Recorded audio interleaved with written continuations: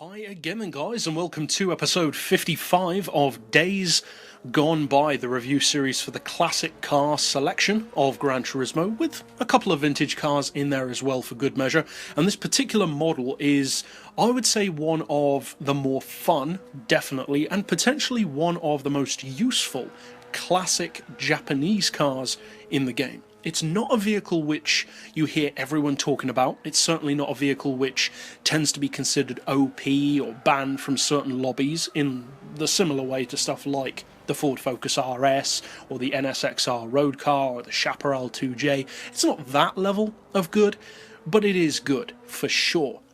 And potentially it's the kind of car which, under certain circumstances, you could use as kind of a classic sleeper car. Because although it is a great vehicle in its own way, there are still quite a few people who don't know that.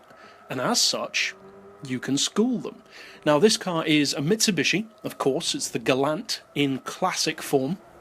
And the Galant in its newer variants tends to be kind of like what the legacy is to the Impreza. That sensible older brother which shares some very distinct similarities in terms of performance DNA. That is basically what the Galant acts as, in the newer forms at least, in comparison to the Evo. The Evo is the full-on, out-there, hardcore performance machine, and the Galant, and also the Legnum to some degree, are that kind of slightly more sensible older brother with a little bit more upmarket appeal, but equally great performance. Now this car is not like that. It's not a more subtle version of an Evo. It's not even a more subtle version of a Lancer. It's much more of a speciality coupe from the 70s. It's powered by a 1.6 turbo engine. It's rear-wheel drive, which is pretty cool, and it has some very impressive specs.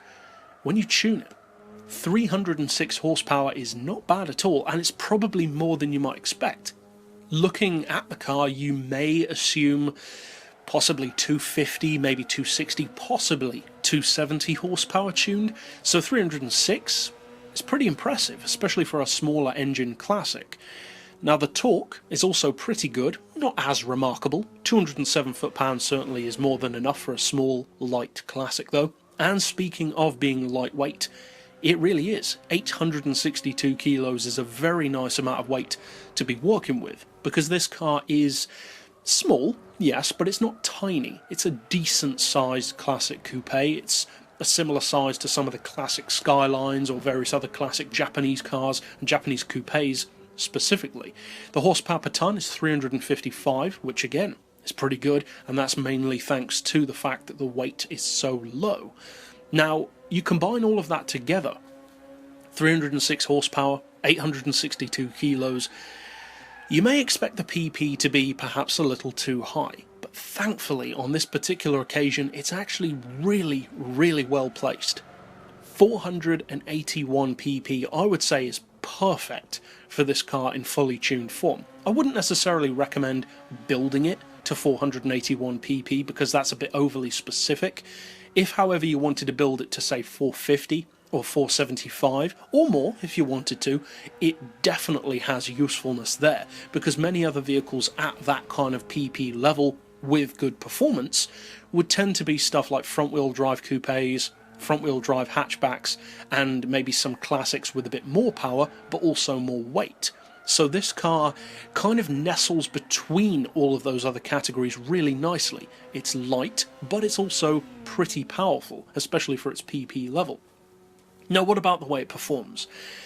Overall, I would say it's very good. In a straight line, it's not going to set records, but believe me, it's more than fast enough for its PP level. The acceleration is good, the top speed is pretty impressive. You can easily get this car up around 150, 160 miles per hour on pretty much any track with a straight.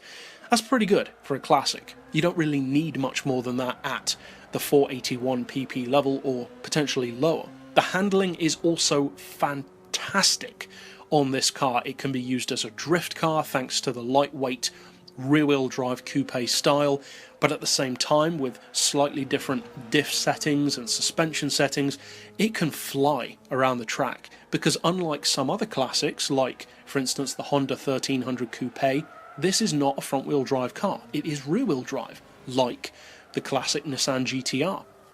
And whereas the GTR is a known property, loads of people know that the classic GTR is a strong performance car, whereas with this car, it's just not talked about in that same kind of territory. Now, whether or not this is better than the classic GTR is another question entirely, but my point is, this is a highly effective and highly useful classic, and the fact that it only costs 22,000 credits means that if you are new or newer to the Gran Turismo franchise, if you're a less experienced driver, or maybe you're just not confident enough to drive some slippery classic cars, then this is a perfect foot in to the classic category. Maybe you don't know if you like classic cars and you don't want to spend ridiculous money, which you can very easily do when you're talking classics. A lot of them are expensive.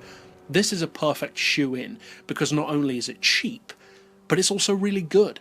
So you're not forking out 100, 200, 300 grand and ending up with a car which is basically just a collector's piece. Instead, you're forking out 22 grand and getting a car which you can use in multiple seasonal events, time trials, races, certainly online, and in career mode as well, under the right circumstances. You can use it as a rear-wheel drive sports coupe, you can use it as a classic collector's car, you can use it in old school racing, historic events. It has multiple uses. It's, I would say, a great all-round machine. Plus, add on top of that the fact that, and of course this is down to opinion, but I think it's a great looking car. It has kind of a Japanese classic mini muscle car kind of look to it, with that almost Mustang-esque fastback look to it, which actually, it doesn't look as much like a Mustang, it's kind of more like a mini Buick GSX, which is great if you're a fan of cars like that.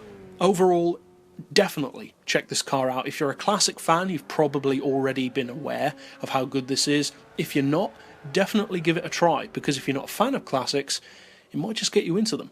But that's it for this pick overall. I'll see you guys next time, and as always, thanks for watching.